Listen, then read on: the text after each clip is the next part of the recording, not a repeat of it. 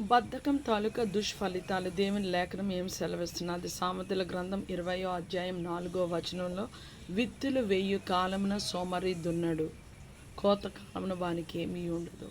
సామెతల గ్రంథం 6వ అధ్యాయం 10, 11 వచనాలు ఇలాగ సెలవిస్తున్నది.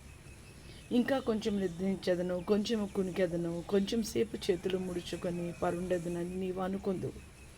అందుచేత దోపిడిగాడు వచ్చినట్లు దారిద్ర్యం నీ వద్దకు వచ్చును. As a prowler you'll get poverty.